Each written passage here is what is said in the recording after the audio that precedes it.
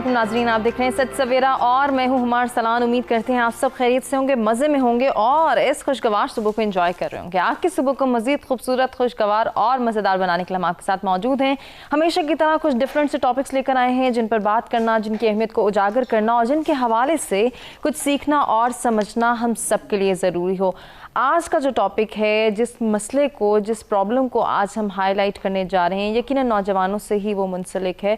और अक्सर औकात जब हम नौजवानों की ग्रूमिंग की बात करते हैं, उनकी पर्सनालिटी डेवलपमेंट की बात करते हैं, कैरेक्टर बिल्डिंग की बात करते हैं, ओवरऑल सोसाइटी के पर्सपेक्टिव में जब हम ये जानने की कोशिश करते हैं कि आज का नौजवान, आज का यंगस्टर किस तरह से अपने मुल्क की तरक्की में, अपने माशरे के अमन व इस्तेहकाम को बरकरार रखने में और इस माशरे को बेहतर से बेहतर बनाने के लिए कैसे किरदार अदा कर सकता है, तो बहुत सारे ऐसे इश्यूज़ हैं जिनको हाईलाइट करने के साथ साथ उनके लिए प्रॉपर सॉल्यूशंस प्रोवाइड करना बहुत ज़रूरी है। आज भी हम ऐसे ही एक मसले की बात कर रहे हैं जहां हम अनएम्प्लॉयमेंट की बात करते हैं, बेरोज़गारी की बात करते हैं। वहीं हमें ये भी जानना, ये भी हाईलाइट करना बहुत ज़रूरी है कि जब रोज़गार की तलाश में एक नौजवान निकलता है, एक यंगस्टर निकलता है, तो फिर उसको कौन कौन से चैलेंजेस फेस करने पड़ते हैं, उसे कौन कौन से हर्डल्स का सामना करना पड़ता है, कौन से ऑब्स्टिकल्स उसके रास्ते में आते हैं, इनको वो किस तरह से ओवरकम कर सकता है और कितना ज़रूरी है उसके लिए कि उसके अंदर ये अंडरस्टैंडिंग डेवलप्ड हो चुकी हो कि वो इन चैलेंजेस को, इन हर्डल्स को, इन ऑब्स्टिकल्स को, इन प्रॉब्लम्स को कैसे जो है वो फेस करने के साथ साथ ओवरकम करेगा, इनके सॉल्यूशंस प्रोवाइड करेगा। आज ऐसे ही एक मसले की जानिब हम जो है वो तवज्जो दिलाएंगे, अपने नाज़रीन की भी और नौजवानों की भी, अपने जो है वो मेहमानों से इस पर सजेशंस लेंगे, इस प्रॉब्लम को हाईलाइट करेंगे कि इंटरव्यू बेसिकली क्या है।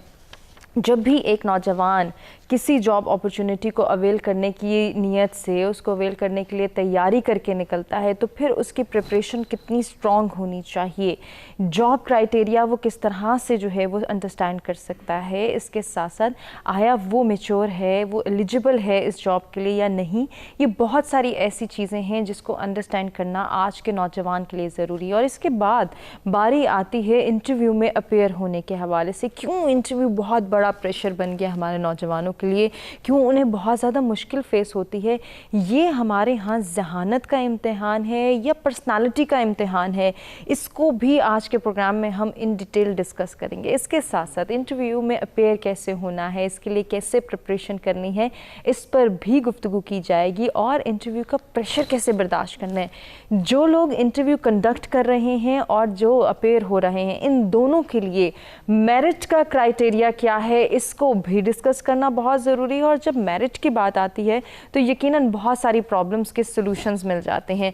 मेरिट के साथ साथ हम जब मेरिट को प्रमोट करना है, मेरिट के हवाले से बात करनी है, फिर हम ये जानेंगे कि इंटरव्यू में प्रिपेयर होकर जब आ रहा है, जो अपेयर होने जा रहा है, वो इस एतमाद के साथ आएगा कि उसका फ़ैसला, उसके हवाले से जो भी बातचीत होगी वो मेरिट की बेस पर होगी। इसी के साथ साथ जो इंटरव्यू कंडक्ट कर रहे हैं उनके एंड से भी हम बात करेंगे, उनकी रिस्पॉन्सिबिलिटीज़ क्या हैं और वो किस तरह से एक इंसान को एवेल्यूएट कर सकते हैं, इस पर भी हम जो है वो गुफ्तगू करेंगे। और ओवरऑल जब हम बात करेंगे कि इंटरव्यू में अपेयर होने के लिए सिर्फ डिग्री होल्डर होना काफ़ी नहीं, बल्कि कम्युनिकेशन स्किल्स भी आनी चाहिए। ये क्या है, किस तरह से हम जो है अपने बच्चों को कम्युनिकेशन स्किल्स के हवाले से अवेयर कर सकते हैं, इस पर भी हम गुफ्तगू करेंगे। जी, टॉपिक के हवाले से हम आपको बता चुके हैं और अगर आप हमारे साथ कुछ शेयर करना चाहें, कुछ पूछना चाहें हमारे मेहमानों से या कोई सजेशन आपके माइंड में हो, तो लाइव कॉल्स के जरिए आप भी पार्टिसिपेट कर सकते हैं। ओवरसीज़ पाकिस्तानी जो ये प्रोग्राम देख रहे हैं, नंबर्स आपकी स्क्रीन पर मौजूद हैं, आप ज़रूर पार्टिसिपेट करें और अपना पॉइंट ऑफ व्यू हमारे साथ शेयर करें। मेहमानों का तारुफ कराएंगे, गुफ्तगू का आगाज़ करेंगे, लेकिन जी उससे पहले बात करेंगे मौसम की और देखेंगे कि आज का वेदर हमें क्या इंडिकेट कर रहा है।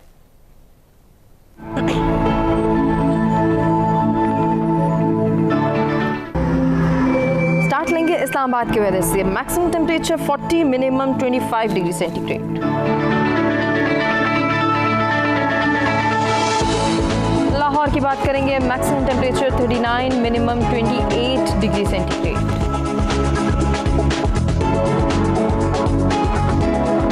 रुख करेंगे कराची का, maximum temperature 35, minimum 30 degree centigrade.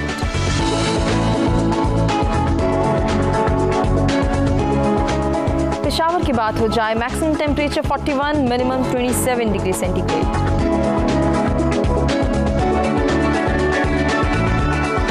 Quetta का अहवाल आपको बताएं, maximum temperature 33, minimum 17 degree centigrade. जी Gilgit Baltistan, maximum temperature 22, minimum 11 degree centigrade.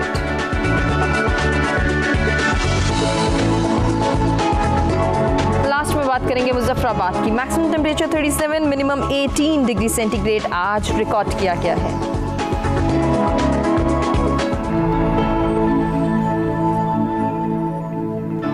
जी मौसम की सूरत हाल आपने जानी, आज के टॉपिक के हवाले से भी हम आपको बता चुके हैं। सबसे पहले हम बात करने जा रहे हैं इंटरव्यू के हवाले से। इंटरव्यू क्या है, जहानत का इम्तिहान है या पर्सनैलिटी का? इस पर बात करने के लिए जो मेहमान हमारे साथ मौजूद हैं, जल्दी से उनका तारुफ कराते हैं और गुफ्तगू का आगाज़ करते हैं। सबसे पहले हमें ज्वाइन करें राजा कामरान साहब, एजुकेशनिस्ट हैं, खुशामदीद कहेंगे। अस्सलाम वालेकुम। वालेकुम अस्सलाम। बहुत शुक्रिया सर आपकी तशरीफ आपका। बहुत शुक्रिया। आज के दूसरे मेहमान का तारुफ कराएंगे, मोटिवेशनल स्पीकर हैं फैसल इरफान साहब, खुशामदीद कहेंगे। अस्सलाम वालेकुम। वालेकुम अस्सलाम। बहुत शुक्रिया फैसल आपके भी आने का।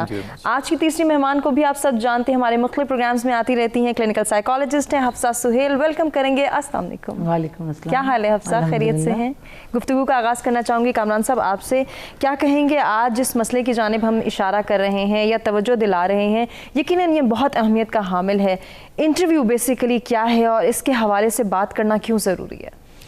बहुत शुक्रिया हुमा। सबसे पहले तो मैं यकीनन इस बात को अप्रिशिएट करना बनता है कि ये एक ऐसा केश टॉपिक है जो कि यकीनन हमारे नौजवानों की ज़िंदगी में और आम आदमी की ज़िंदगी में बड़ा रेलेवेंट है। इंटरव्यूइंग इज़ एवरीवेयर, यानी सिंपली अगर हम इसका तारुफ करना चाहें तो ना सिर्फ किसी फॉर्मल जॉब सीख करने के लिए, कोई स्लॉट ग्रेब करने के लिए इंटरव्यू की बड़ी अहमियत है, बल्कि रोज़मर्रा ज़िंदगी में जब आप इंटरेक्शन करते हैं, किसी से गॉसिप करते हैं, वो भी आपका एक बेसिकली इंटरेक्शन है। बिल्कुल। तो ये बड़ी ही अहम चीज़ है और यकीनन इंटरव्यू वो फाइनल फेज़ है जब हम फॉर्मल स्पेशली जॉब सीकिंग के हवाले से गुफ्तगू करते हैं, जहाँ पे किसी भी कैंडिडेट का जो फ्यूचर है उसका तयन किया जाता है। सही। तो इसको यकीनन जिस तरह से प्रैक्टिस किया जाता है तो उसमें बहुत ज़्यादा दबाव भी हम कैंडिडेट्स पे देखते हैं, बहुत सी चीज़ें देखते हैं। तो आज इस मौजू पे यकीनन हमें बहुत तफसील से गुफ्तगू करने की ज़रूरत है कि जब आपकी स्क्रीनिंग हो जाती है, जब आपकी शॉर्ट लिस्टिंग हो जाती है, जब आप वो जो रिक्वायर्ड क्वालिफिकेशन है वो फुलफ़िल कर रहे होते हैं, जब आप उस क्राइटेरिया को मीट कर रहे होते हैं, तो उसके बाद जो है वो आपका जो फाइनल मरहला होता है वो इंटरव्यूइंग का होता है। तो this is one segment of your actually recruitment process. जितनी भी ह्यूमन रिसोर्सेज HR डिपार्टमेंट्स हैं या हायरिंग जो है वो डायरेक्टरेट्स हैं या जो रिक्रूटर्स हैं, वो यकीनन इस इंटरव्यू पे उनकी बहुत ज़्यादा तवक्कुआत होती हैं कि इंटरव्यू के ज़रिए से वो कम वक्त के अंदर एक पूरी पर्सनालिटी को जज करना चाह रहे होते हैं, वो अपनी रिक्वायरमेंट को मद्देनज़र रख रहे होते हैं, वो एक पेशावराना तौर पे, वो बुनियादी तौर पे उस इंटरेक्शन में ये एवेलुएट करना चाह रहे होते हैं कि उन्हें जिस टैलेंट की ज़रूरत है क्या इस उम्मीदवार के अंदर मौजूद है या नहीं है। पाकिस्तान में जब हम देखते हैं तो स्पेशली जो पाकिस्तान के अंदर इंटरव्यूज़ का एक पूरा कल्चर है कि हमारे बहुत से कैंडिडेट्स जो हैं वो तमाम रिटन एग्जाम्स पास कर जाते हैं, लेकिन जब इंटरव्यू की नौबत आती है तो ज़्यादातर सेगमेंट जो है वहाँ पे हमें नाकाम नज़र आता है। तो उसकी बहुत सी वजूहात हो सकती हैं और यकीनन इस हवाले को हमें एवेलुएट करने की ज़रूरत है कि इंटरव्यू कितना इंपॉर्टेंट है। तो ये इसकी बहुत ज़्यादा हमारे बच्चे क्यों हेजिटेट कर रहे हैं, क्यों इंटरव्यू से भागते हैं, वो क्यों इसका प्रेशर बियर नहीं कर पाते। बहुत सारे ऐसे रीजंस हैं, बहुत सारी ऐसी रूट कॉजेज हैं जिनको हम इन डिटेल डिस्कस करेंगे। मैं चाह रही हूँ कामरान साहब हम बाकी पार्टिसिपेंट्स को भी ब्रेक पे जाने से पहले जो है वो शामिल करने गुफ्तगू में। फैसल आप क्या कहना चाहेंगे इस हवाले से, इंटरव्यू के हवाले से बात करना, इसको जानना समझना और ये अंडरस्टैंडिंग डेवलप करना कि ये बहुत बड़ी बला नहीं है, ये तो एक आम सी एवेल्युएशन है जिससे हम सब ने गुजरना है। बिल्कुल, आपने बिल्कुल ज़बरदस्त बात कही। इंटरव्यू बेसिकली आपकी पर्सनैलिटी का एक एस्पेक्ट है और you are going to market yourself. आप जहाँ भी जाते हैं अपनी मार्केटिंग कर रहे होते हैं कि मेरे अंदर क्या ट्रेड्स हैं, क्या मेरे अंदर एबिलिटीज़ हैं, क्या मेरे अंदर ऐसी चीज़ें हैं जो बाकी लोगों में नहीं है, जो मुझे दूसरों से मुख्तलिफ बनाती हैं। सही। तो इंटरव्यू का बहुत तवील होना ज़रूरी नहीं है, बहुत लॉन्ग होना ज़रूरी नहीं है। It can B crisp, short and precise. अगर आप 5 मिनट के अंदर अंदर अपनी पर्सनालिटी, क्योंकि हमेशा जब भी आप इंटरव्यू के लिए जाते हैं ना, आप प्रेजेंट करते हैं, इसके 2 एस्पेक्ट हैं। 50% तो आपकी आउटलुक है, ठीक है, आपको देख के 50% फुलफिल हो जाता है और बाकी 50% जब आप बोलेंगे तो वो फुलफिल हो जाएगा। सही। तो अगर आप चाहते हैं कि ये दोनों चीज़ें क्वालिफाई करें तो उसको हम इंशाल्लाह डिटेल से डिस्कस करेंगे कि आप इन दोनों हैक्स को किस तरीके से आप कर सकते हैं। ये 2-3 चीज़ें अगर आप सीख लेंगे सही, तो मतलब कि आप लाइफ के वो हैक्स सीख लेंगे जो आपको कोई नहीं बताता। बिल्कुल, वो 2-3 चीज़ें क्या हैं आप इसे जानेंगे, लेकिन उससे पहले ज़रा हफ्सा से जान लेते हैं उनकी नज़र में इंटरव्यू क्या है। ये पर्सनालिटी जजमेंट है या फिर जहानत का इम्तिहान है? जी बिस्मिल्लाहिर्रहमानिर्रहीम, थैंक यू सो मच। आपने बहुत ही इंटरेस्टिंग टॉपिक चुना और सच टीवी वालों का हमेशा एक डिफरेंट एक पॉइंट ऑफ व्यू होता है कि जिससे कोई लर्निंग हो, और मुझे बड़ा ही इंटरेस्टिंग लगा क्योंकि ये आजकल के दौरे हाजिर की ज़रूरत है इसके ऊपर बात करना। Interview word is drive from interaction. Basically ये इंटरेक्शन है लोगों के दरमियान या इंडिविजुअल्स के दरमियान, और एक इंटरव्यू खाली एक किसी एजुकेशनल पॉइंट ऑफ व्यू के तौर पे नहीं होता। Interview can be of different sorts, it can be formal, it can be informal, और हर चीज़ के लिए आपको वीज़ा लेने जाए तो उसमें भी आपको इंटरव्यू लेना होता है।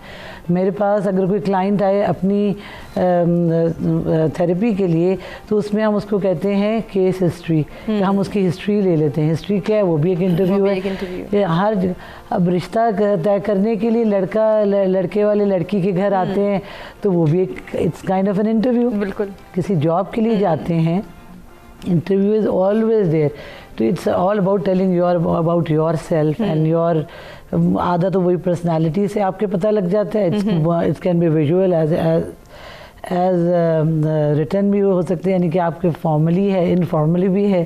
Written is a formal thing जिसमें आपके सारे क्वेश्चन आंसर रिटन होते हैं, क्वेश्चंस रिटन होते हैं और आप उसको फॉर्मली फिर उनसे, और इनफॉर्मल होता है जिससे मैंने आपको बताया कि कोई रिश्ते के लिए आए हैं लेकिन आपके जहन में उसमें भी सवाल करने वालों के जहन में सवाल मौजूद होते हैं, लेकिन it can be called as informal interview. बिल्कुल ऐसे ही, जहाँ पे भी जजमेंट का फैक्टर आता है कि किसी को जज करना है, किसी के बारे में जानना है, या किसी ने अपने बारे में बताना है, अपनी तमाम तर चीज़ों को एक्सप्रेस करना है और बताना है कि मेरी पर्सनालिटी क्या है। जी बिल्कुल। अगर कोई लोग किसी नई जगह रहने भी गए हैं, तो घर से बाहर निकले हैं, उनके राइट लेफ्ट वाले नेबर्स मिले हैं, तो उनसे भी किसी किस्म की मैंने तो आपको पहले बताया कि interview word is drive from interaction. जी, जब आप इंटरैक्ट करेंगे दैट्स एन इंटरव्यू।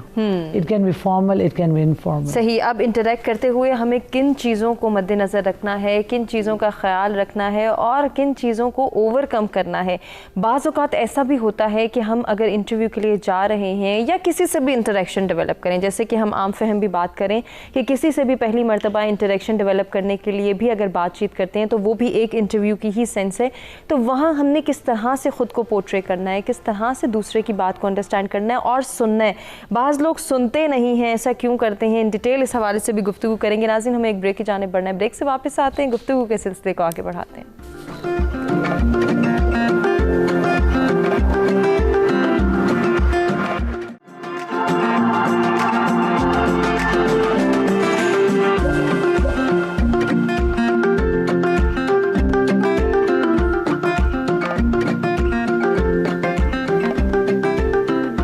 जी सत सवेरा में एक मरतबा फिर से आपको कहेंगे खुशामदीद। आज के इंटरेस्टिंग टॉपिक के हवाले से बातचीत का सिलसिला जारी है, जिसमें इंटरव्यू के हवाले से बात हो रही है कि इंटरव्यू बेसिकली क्या है।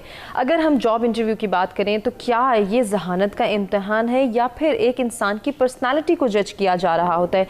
इंटरव्यू कंडक्ट करने वाले किस तरह से इंटरव्यू को देखते हैं, उनकी नज़र में मेरिट क्या है और जो इंटरव्यू में अपीयर हो रहा है उसको कितनी प्रिपरेशन करनी है, कौन कौन से ग्राउंड्स को मीट करना है, कितनी प्रिपरेशन स्ट्रॉन्ग होनी चाहिए और प्रेशर को कैसे मीटअप कर सकता है। कुछ साइकोलॉजिकल रीजंस भी जानेंगे। साइकोलॉजिकली भी एक इंसान को, एक नौजवान को खुद को डील करना है जब भी वो किसी इंटरव्यू में अपीयर हो रहा है।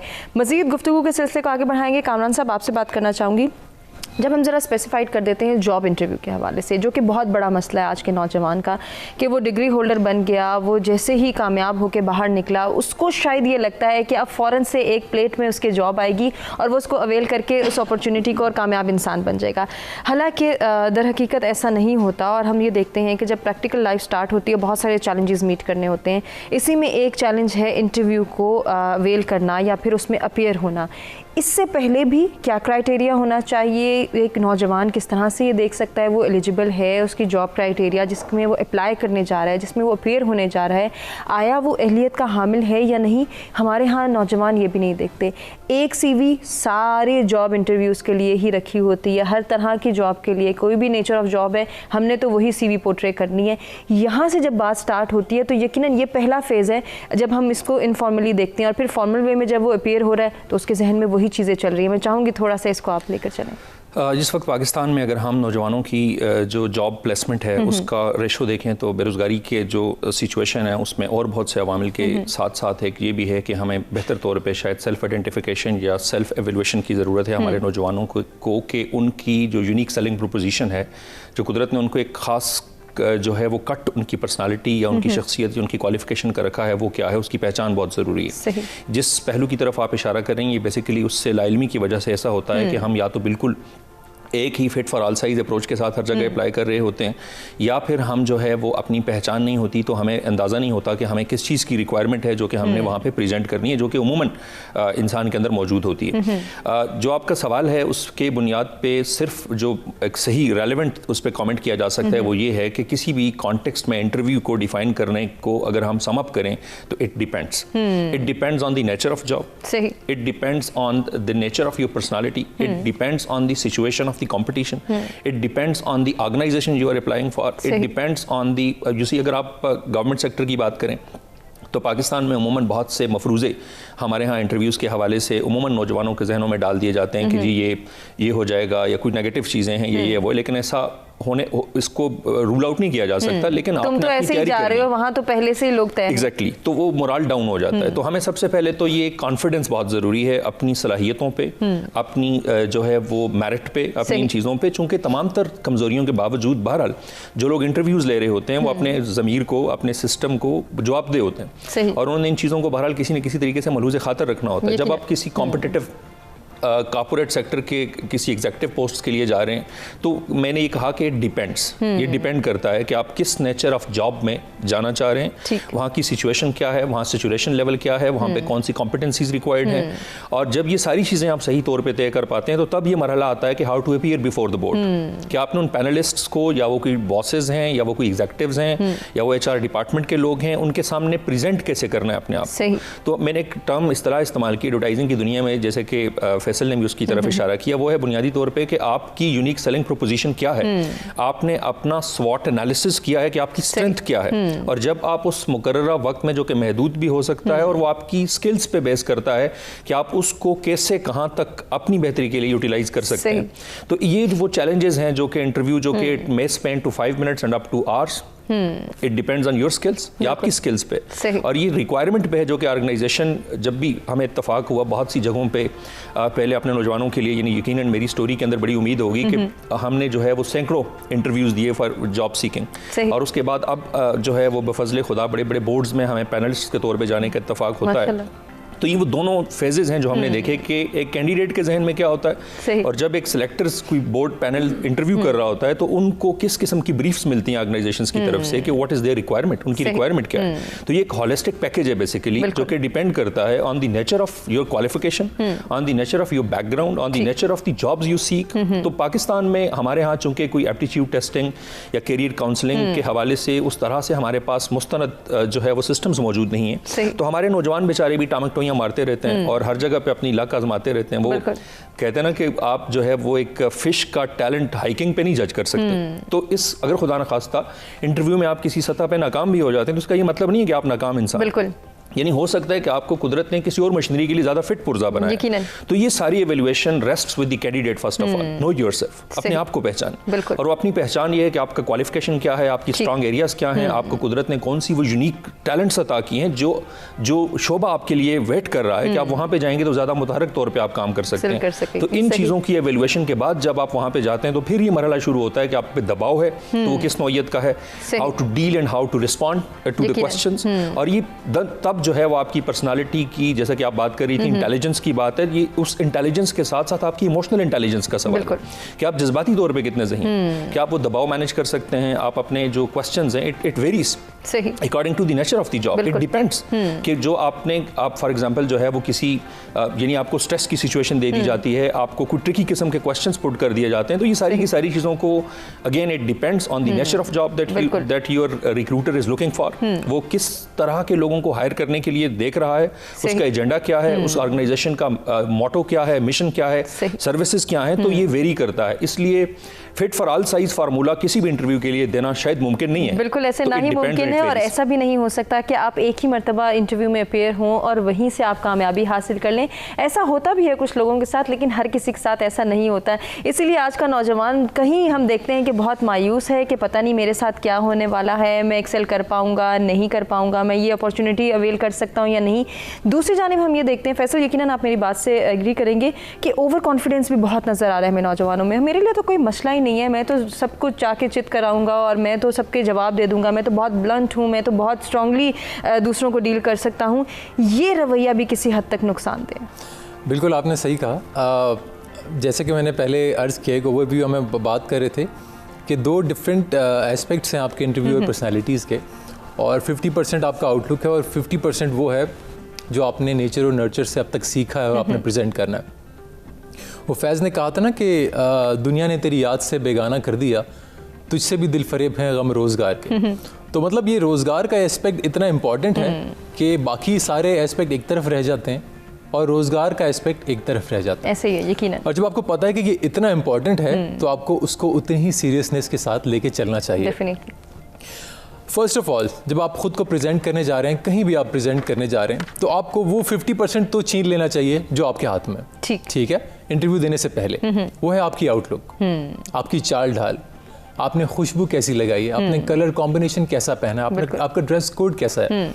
ये सब चीज़ें शो करती हैं आपकी सीरियसनेस को। ठीक। अगर आपने दरवाज़ा खोलना है तो पहले नॉक करके खोलना है, ये नहीं घुस गए आपके में आज, ऐसा पॉसिबल नहीं है। नॉक कीजिए, परमिशन लीजिए, आप अंदर जाइए, फिर आप वेट कीजिए कि आपको कहें कि बैठो, यानी कुर्सी खींच के आप बैठ जाएं। वो ओवर कॉन्फिडेंस वाली बात आपकी है। उसमें आपकी चाल इंपॉर्टेंट है कि आप किस तरह जेबों में हाथ डाल के चल रहे हैं, आप कैसे चल रहे हैं, आपका हेयर कट इंपॉर्टेंट है, आपने हेयर कट कैसे करवाया है, कि आपके नेल्स प्रॉपरली ट्रिम है। क्योंकि एम्प्लॉयर जब आपको हायर करता है ना, तो वो एक पूरा आपका असासा लेकर आपको हायर करता है। ठीक है, कि ये वो बंदा है जिसमें मैंने इन्वेस्टमेंट करनी है। जब वो इन्वेस्टमेंट करनी है तो उसने रिटर्न तो फिर लेना है। ठीक है, रिटर्न और इन्वेस्टमेंट उसको चाहिए, क्योंकि रेवेन्यू हर जगह चाहिए आपको। डेफिनेटली ऐसे ही, चाहे वो पर्सनल रिलेशंस हैं, उसका इंटरव्यू है, या प्रोफेशनल रिलेशंस हैं, आपको रिटर्न डेफिनेटली चाहिए होता है। उसके बाद आपकी ड्रेसिंग सेंस आ गया। ठीक है, अगर आप बहुत शौक मिजाज हैं, आपने पैरेट ग्रीन पहन लिया है, आपने शॉकिंग ऑरेंज पहन लिया है, तो दिस इज समथिंग कि जो आपको सूट नहीं करेगा। ठीक है।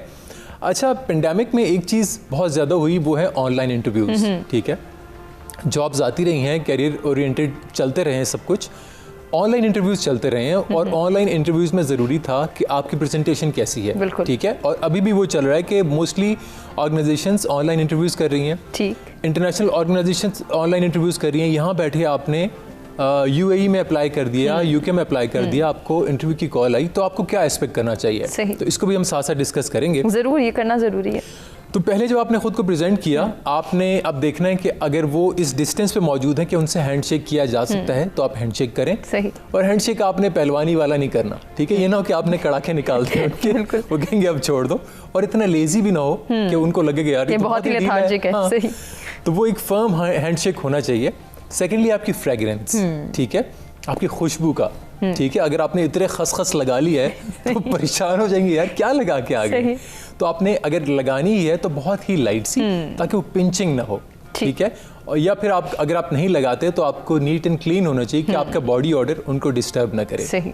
क्योंकि उनको पता है कि इसने हमारी ऑर्गेनाइजेशन में घूमना है, तो कैसा होना चाहिए। थर्ड, आपका ड्रेसिंग सेंस। अगर आपने प्रेजेंट कर रहे हैं खुद को, कुछ लोग हैं वो इसको सीरियस नहीं लेते। वो कह रहे हैं कि अगर टेक्निकल जॉब है, फॉर एग्जांपल मैं एक इंजीनियरिंग जॉब के लिए जा रहा हूँ या सॉफ्टवेयर डेवलपमेंट जॉब के लिए जा रहा हूँ, मुझे तो सूट पहनना ही नहीं है, मैं तो कूल डूड बन के जाऊँ। हाँ, मैं तो टी-शर्ट में भी चल सकता है। बट ये कि आपने बाद में पहननी है तो आप पहने, but here you are going to present yourself. ठीक है, कि मेरी पर्सनैलिटी का एस्पेक्ट कैसा है, तो उसमें आपको कुछ कलर कॉम्बिनेशन जहन में रखने पड़ते हैं। ठीक। फॉर एग्जाम्पल, जब आपने किसी से कोई फेवर या सिंपैथी गेन करनी है, तो blue is the favourable colour. अच्छा। ठीक है, ब्लू टाई बॉयज के लिए या फीमेल्स के लिए ब्लू सूट। ठीक है, ब्लू शलवार कमीज। ब्लू एस्पेक्ट ऐसा है, ब्लू, पर्पल, वॉयलेट, इंडिगो, ये कुछ कलर ऐसे हैं जो आपको सिंपैथी, काइंडनेस गेन करने में हेल्प करते हैं। आपने इस चीज़ को नोट किया होगा कि बहुत सी पावरफुल कंट्रीज़ के जब प्रेसिडेंट, प्राइम मिनिस्टर्स या हाई लेवल अथॉरिटीज़ जब खिताब करते हैं किसी से, और वो डेलीगेशन के तौर पे होता है या फिर वो कुछ फेवर के तौर पे होता है, तो वो इन कलर कॉम्बिनेशंस को बहुत ख्याल रखते हैं। सही। ठीक है, अगर आप इंटरव्यूअर हैं, मतलब आप इंटरव्यू ले रहे हैं, तो आपके कलर कॉम्बिनेशन डिफरेंट होगा, तब आपको सूट करता है रेड। रेड टाई आपको बहुत सूट करती है, अथॉरिटेटिव। लेकिन जब आप कुछ सिंपैथी गेन कर रहे हैं, तो blue is the favourable colour. Blue suit हो सकता है, ब्लू टाई हो सकता है, ये ब्लू का एक शेड बहुत जरूरी है। ठीक है, उसके बाद आपका पोस्चर, आपका बैठने का स्टाइल, ठीक है, लेजी होके नहीं बैठना, ये बहुत ही एक्टिव होके नहीं बैठना, ठीक है, सिंपल, इजी, कंफर्टेबल। आपके हाथ ऐसे होने चाहिए कि आप टेबल पे नजर आए, ठीक है, टेबल पे मौजूद हैं, आप सामने हाथ नजर आए। आपको शेकी नहीं होना चाहिए, आप कांप रहे हैं, ठीक है। अच्छा, उसको इंटरव्यू रूम में एंटर होने से पहले आपने क्या करना है, ठीक है। मैं अपने क्लाइंट्स को ये करवाता हूँ कि उनको 2 मिनट मेडिटेशन होती है उनके लिए, ठीक है। वो आंखें बंद करते हैं और देयर इज अ टेक्निक, उसे कहा जाता है थिंक ऑफ नथिंग, यानी कुछ नहीं सोचना, ठीक है। अपने माइंड को आप ब्लैंक कर दें, इजी कर दें, तो आइज क्लोज कर दें और थिंक ऑफ नथिंग करें, कुछ भी नहीं सोचना। गहरी आपने सांसें लेनी है, इनहेल एंड एक्सहेल 5 दफ़ा, सही। तो आप खुद को, अपने नर्व्स को बता रहे होते हैं कि I am ready for this, ठीक है। और खुद को आप बताएं, इंचैंटिंग करें, आप खुद से बात करें कि I am fit for this job, ठीक है, this job is for me, ठीक है। अच्छा, यहाँ पे भी 2 एस्पेक्ट स्प्लिट हो जाते हैं। एक, आपके पास अगर ऑलरेडी जॉब है और आप जॉब के लिए जा रहे हैं, और एक, आप बेरोजगार हैं तो जॉब के लिए जा रहे हैं, ठीक है।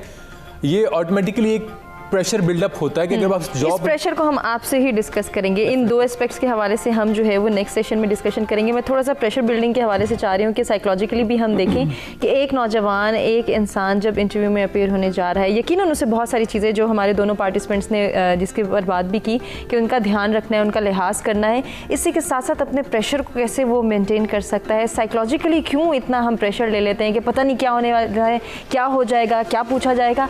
मैंने तो बाज़ दफ़ा ऐसा भी सुना और देखा है कि लोग अपना नाम ही सही तरीके से प्रोनाउंस नहीं करते क्योंकि वो प्रेशर इतना ज़्यादा हो जाता है, इतना कुछ दिमाग पे हावी हो जाता है कि फिर सब कुछ भूल जाता है। जी, इसी को सोशल फोबिया कहते हैं, जो आपने बताया। ये तो उन्होंने सारी एक आउटलुक की बात की, लेकिन इस आउटलुक के अंदर इस इंसान के अंदर क्या चल रहा है, these are the emotions. Emotions उसके कैसे हैं उस वक्त। एक चीज़ के लिए नॉर्मल हद तक आपने एक परेशान होना, इसको आप इस तरह कह सकते हैं कि सोशल फोबिया को आप इस तरह कह सकते हैं कि ये it's relative feeling of fair being जज एंड स्क्रूटनाइज्ड, कि आपको कोई जज कर रहा है आपकी बातचीत को। जब आपको ये फीलिंग होती है ना कि यू आर बीइंग जज एंड स्क्रूटनाइज्ड, तो आपके इमोशंस बहुत डिफरेंट हो जाते हैं। और इमोशंस को, ये जो सारे इंटरव्यू उन्होंने बताया, जो हम जिस टॉपिक पे बात करें इंटरव्यू की, कि इस तरह होना चाहिए, इसकी शेप अप आप बचपन से ही होती है। जब आप स्कूल जाते हैं पहली दफ़ा, जब टीचर आपको क्लास में खड़े होकर रीडिंग करवाती है ना, उससे आप में कॉन्फिडेंस बिल्ड होता है कि आप क्लास में पब्लिकली, वो पब्लिक है ना छोटे बच्चों की, बिल्कुल, कि आप चले जी एप्पल के स्पेलिंग सुनाएं, या एक ऐप के बाद बी है, सी है, वो जो टीचर का खड़े होके पढ़ाना है, वो आपको वहीं से शेप अप करे इंटरव्यू के लिए, ठीक है। फिर आपका जो बॉडी पोस्चर है, वो भी टीचर्स आपको बताते हैं। स्कूलिंग, ये सारी आपकी स्कूलिंग पे बेस करता है कि किस तरह आपने अपराइट बैठना है, आपके नेल्स कैसे हैं, साफ़ हैं, आपके अंदर से कोई स्मेल तो नहीं आ रही। ये पेरेंट्स आपको तैयार करके जब आपको छोटे बेबीज़ को भेजते हैं वहीं से, और फिर डिबेट्स आपको बनाती हैं, आपको शेप अप करती हैं कि कितना कॉन्फिडेंटली आप अपनी बातों को कह सकते हैं। जिन बच्चों की चाइल्डहुड डिफ़िकल्ट गुजरे हुए होते हैं, उनको इंटरव्यू, उनके लिए प्रेशर, सोशल इंटरेक्शंस, इंटरव्यूज़ तो बहुत बात की बात है, सोशल इंटरेक्शंस उनके लिए बहुत डिफ़िकल्ट हैं। इसमें जो टॉयलेट ट्रेनिंग, जो छोटे बच्चों की टॉयलेट ट्रेनिंग का वक्त होता है, तो उसमें अगर बहुत ज़्यादा स्ट्रिक्टनेस हो तो वो लोग भी सोशल फोबियाज़ के शिकार होते हैं। अच्छा, इसको कंटिन्यू करेंगे आप ही से डिस्कशन को, और जानेंगे मज़ीद भी हम साइकोलॉजिकली कैसे डील कर सकते हैं और इसमें क्या ट्रीटमेंट है, इसमें क्या सोल्यूशंस हैं, क्या सजेशंस हैं, इसी पर बात होगी। हफ्सा से एक ब्रेक की जाने बढ़ने, ब्रेक से वापस आते हैं, कंटिन्यू करते हैं।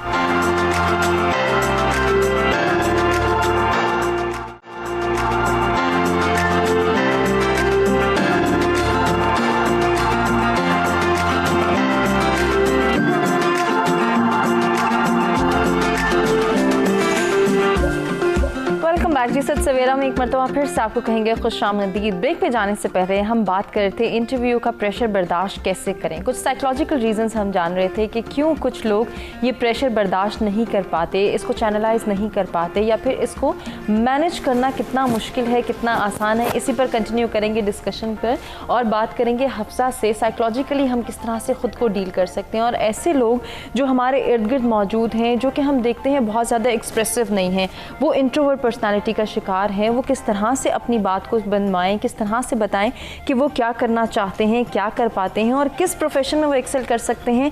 ये बहुत ज़रूरी है कि हम उनको गाइडलाइन प्रोवाइड करें। हफ्सा, मैं चाहूँगी कि आप उसी डिस्कशन को कंटिन्यू करें। जी, मैं बात कर रही थी कि क्यों ये ऐसे इमोशनल स्ट्रेसेस क्यों होते हैं। देखिए, एक हद तक हर कोई बंदा इमोशनल स्ट्रेस फील करता है रिगार्डिंग इंटरव्यू। एक चीज़ होती है नॉर्मल लेवल पे, जब आप भी पहली दफ़ा इस चैनल पे आई होंगी और आपको पहली दफ़ा कैमरा को, आपको पता है कैमरा को फेस करना है, आपका दिल धड़क रहा होगा, सांसें तेज़ होंगी और स्वेटी पाम्स होंगे, ठीक है। एक हद तक तो ये एक नेचुरल चीज़ है, लेकिन क्योंकि आपकी फिर रेपुटेशन, जब you were selected and you were confident about your self, उसके बाद जब आप पहली दफ़ा ऑन एयर गई तब भी ये फीलिंग हुई होगी, उसके बाद रेपुटेशन से फिर वो आपने कॉन्फिडेंस गेन कर लिया और फिर आपके जैसे आपने बात की ना, तो यकीनन ये बात हमें देखनी भी चाहिए कि बहुत सारे लोगों के साथ ये होता है और मेरे साथ भी ये हुआ कि मेरी आवाज़ बंद हो गई, मुझे बोलना था लेकिन मैं बोल नहीं पाई। ये क्या फैक्टर था? बिकॉज उस वक्त आप वही सोशल इंटरेक्शन, कुछ लोग आई कांटेक्ट नहीं कर सकते, कुछ लोग कुछ बोल नहीं सकते, लेकिन एक हद तक तो होना इट्स वेरी नेचुरल। ठीक है। कोई भी हम में से एग्जाम्पल, मैं एज अ गेस्ट में आई हूँ, कोई भी जिन्होंने पहली दफ़ा कैमरा को फेस करना है, तो उनकी एक एंग्जाइटी की फीलिंग और feeling butterflies in your stomach, it's very natural. लेकिन एक हद से ज़्यादा जब आप उस एंग्जाइटी को फील करते हैं, then that's the problem. For example, मैं हमेशा इसकी एग्जांपल ये देती हूँ कि जिससे हम खड़े हैं अंधेरे में और दूर हमें लग रहा है कि वो सांप है, तो हमारा दिल तेज़ धड़कने शुरू हो जाएगा और हम भागने की उस जगह से कोशिश करेंगे या शोर मचाएंगे, सांप है सांप है। लेकिन ज़रा गौर से देखने में हमें पता चलेगा सामने ये रस्सी हैं, तो हमारा सारा ये जो हमारा autonomic nervous system, peripheral nervous system जो एक्टिव हुआ था, वो आहिस्ता आहिस्ता काम डाउन हो जाता है। ठीक है। इसमें ब्रेन में एक सेक्शन है, इसको एमाग्लेडा कहते हैं, that is responsible for our fears and our reflections. सही। तो वो जब एक्टिवेट हो जाता है, उसकी वजह से ये फीलिंग्स हम फेस करते हैं। लेकिन जब हमें पता लग जाता है कि ये सांप नहीं है, ये रस्सी है, तो हम फिर नॉर्मल बिहेव करने लगते हैं। लेकिन हम में से कुछ लोग उसको हमको बताने के बावजूद कि ये रस्सी है, सांप नहीं है, आप रिलैक्स नहीं, कहते नहीं ये सांप ही है, और उनके वो इमोशनल रिस्पॉन्सेज रहते हैं, दैट इज़ नॉट नॉर्मल। अब उनको किस तरह से ट्रीट किया जाए, उनको कैसे जो है वो बताया जाए कि ये सब चीज़ें ये फिर अगर तो जैसा हम आम लोगों के हद तक है, तो आपने जैसा उनको बताया, थोड़े से वो रिलैक्स हो गए। लेकिन अगर ये नहीं है तो फिर ये एक प्रॉपर डिसऑर्डर है, फिर उसके लिए आप साइकोलॉजिस्ट के पास जाते हैं। अच्छा। लेकिन उसके लिए भी अगर फॉर एग्जांपल अगर इतना सवेयर नहीं है, तो self reflection is very important. ठीक। What is self reflection? It's thinking about your own self. You sit down quietly, sometimes कहीं भी आप वॉशरूम में भी जाके खामोशी से बैठे होते हैं, आप so just think about your own self. Sometimes you are lying in the bed and you start thinking about your own self. जैसा हमें हमारे लिए वैसे भी फ़र्ज़ है ना कि आप जब लेटे सोचें कि इसको मैंने माफ़ कर दिया और अपने सारा दिन को आप सम अप करें, क्या किया क्या नहीं किया। इसके अलावा आप सबसे पहले खामोश होकर बस सिर्फ अपने बारे में सोचें कि आपने कैसा बिहेव किया किन सिचुएशंस में, ठीक, और कैसे उसको इम्प्रूव करना है। सेल्फ एनालिसिस करना बहुत ज़रूरी है। बड़ा अच्छा पॉइंट आपने रेस किया। और इसके अलावा इंटरव्यूज़ वगैरह के लिए किसी के लिए जाना है, सुबह आपने इंटरव्यू देना है, या I am just talking about the normal people, उन्होंने ये देना है, और सबको एक एंग्जाइटी नॉर्मली होती है। When you think about your own self, you write down your points, कि जब आप उनको रीड करेंगे, बार बार अपने आप को सेल्फ सजेशन देंगे, उससे भी आप काफ़ी हद तक यकीनन आप किसी हद तक काम डाउन भी होंगे और आप चीज़ों को अंडरस्टैंड करना शुरू कर देंगे। कामरान साहब, लेकिन हम ये देखते हैं कि हमें जितनी बातें आज हम कर रहे हैं, शायद ही किसी नौजवान को जो अपेयर होने जा रहे हैं इंटरव्यू में, किसी जॉब को सीख करने जा रहे हैं, उसको बताई गई हों, समझाई गई हों, या फिर उसको कहा गया हो कि ये भी चीज़ें मैंडेटरी हैं। हम तो कहते हैं ठीक है, तुम जाओगे, निकलोगे यूनिवर्सिटी से, आज तुम्हारे पास डिग्री है, कल तुम्हारे पास जॉब होगी। अब जॉब कैसे होगी, उसको अवेल कैसे करना है, इसके बीच में हमें बहुत बड़ा एक हॉलो नज़र आता है जो कोई भी फिलअप नहीं कर पा रहा। इसकी अंडरस्टैंडिंग, इसकी काउंसलिंग कैसे दी जा सकती है यंगस्टर्स को? देखिए, जैसा कि माहिरीन हैं, इन्होंने बहुत अहम पॉइंट्स जो हैं इस हवाले से जो है वो बताए, और सेल्फ रिफ्लेक्शन के हवाले से गुफ्तगू की। मैं ज़ाती तौर पे ये समझता हूँ कि सेल्फ रिफ्लेक्शन का एक और तरीका जो है वो है मॉक इंटरव्यूज। यानी आप जो है वो अपने आप से मुखातिब हो सकते हैं, आप खुद ही अपने इंटरव्यूअर हो सकते हैं, आप अपनों के साथ बैठ के उसका मॉक सेशंस कर सकते हैं ताकि आप वो कॉन्फिडेंस गेन करें।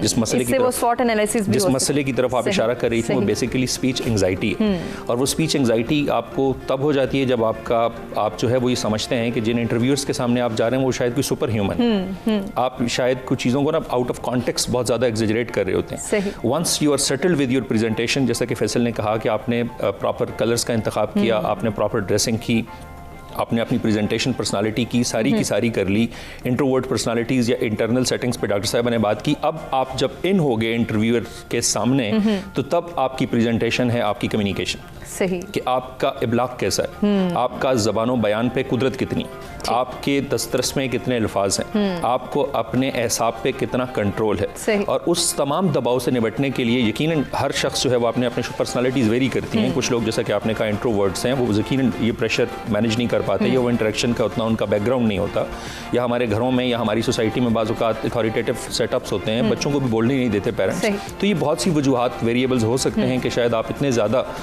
जो है वो आपका वो एतमाद बहाल ना हो, क्लासरूम्स के अंदर भी शायद इतना ज़्यादा मौके ना मिले हों, लेकिन ये बहुत ज़रूरी चीज़ है कि वंस यू आर इन और आपने ये सारी की सारी जो पीसेस ऑफ एडवाइस हैं इस पे अमल किया, और जब आप प्रेजेंट हो गए, अब जब हाल के अंदर यानी आप रूम के अंदर चले गए, आप इंटरव्यू रूम के अंदर चले गए, तो वहाँ पे हम बहैसियत इंटरव्यूअर भी, और जब इंटरव्यू देने जाते थे तो हम मुख्तलिफ मुशाहिदात मैंने देखे कि किस तरह से लोग कन्फ्यूज़ हो जाते हैं, वो जो है स्पीच एंग्जाइटी का शिकार हो जाते हैं। उनको बाज़ औक़ात तो बच्चे या कोई कैंडिडेट्स जो हैं वो बोल नहीं पाते, तो this is another very important tricky test है आपके नर्व्स का। काबिल होते हैं exactly. यकीनन वो जब थोड़ा सा उनको प्लेजेंट इनफॉर्मल चिट चैट से उनका कॉन्फिडेंस बहाल कर दिया जाता है, उन्हें पानी शानी पेश कर दिया जाता है, तो उसके बाद वो फिर माशाल्लाह बड़ी अच्छी पर्सनालिटीज निकलती हैं। तो बेसिकली आपका वो थोड़े से वक्त का जो इंटरेक्शन है इंटरव्यू का, वो आपकी पूरी पर्सनालिटी का एक सम अप पैकेज है, जिसमें आपने अपनी महारतें, आपने अपना बैकग्राउंड, आपने अपनी शख्सियत, आपने अपनी ज़हानत, आपने अपनी उस रिक्वायर्ड प्रोफेशन जिसके लिए जो आपने क्राइटेरिया मीट किया उसकी स्किल्स आपने डेमोन्स्ट्रेट करनी,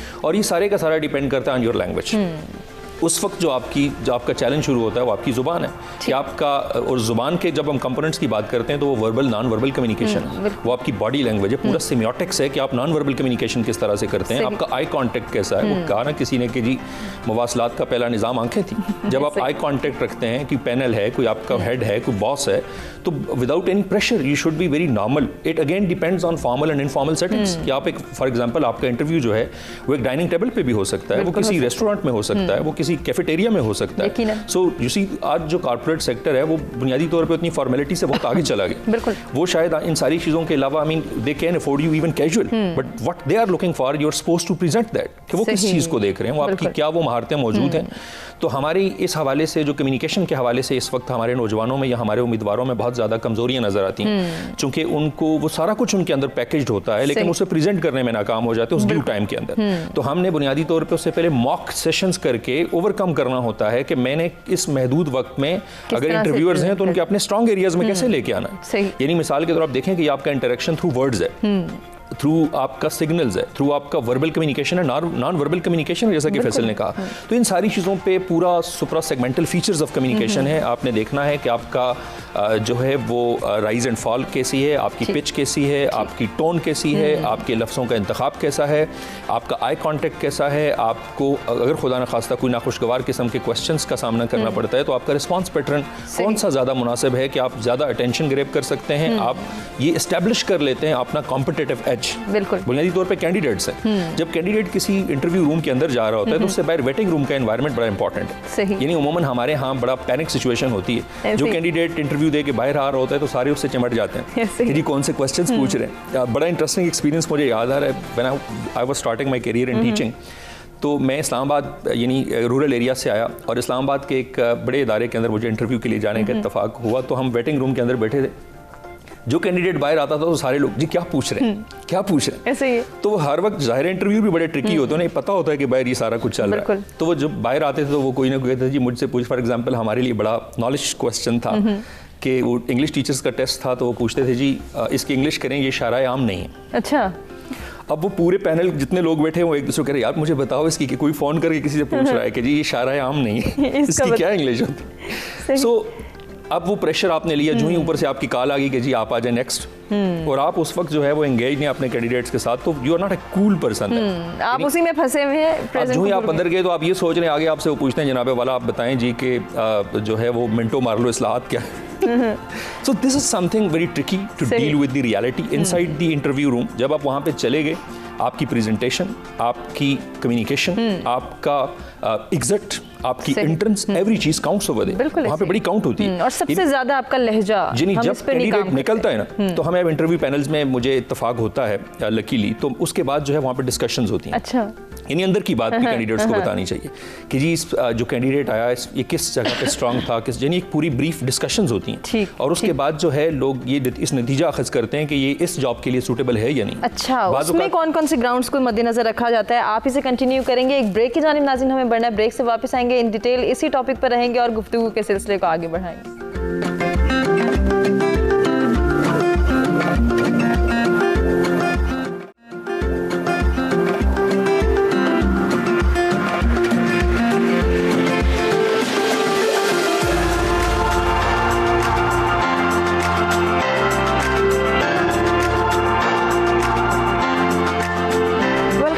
सच सवेरा में एक मरतबा फिर से आपको कहेंगे खुशामदीद। इंटरेस्टिंग गुफ्तगू हो रही है और आज का टॉपिक है इंटरव्यू के हवाले से। इंटरव्यू का प्रेशर बर्दाश्त कैसे करें, और इसके साथ साथ ये जानना भी हम सबके लिए बहुत ज़रूरी है कि जब हम किसी जॉब इंटरव्यू की बात करते हैं तो ये हमारी जहानत का इम्तिहान है या फिर पर्सनैलिटी जजमेंट है। इसके साथ साथ हमें बहुत सारी तैयारी करनी है।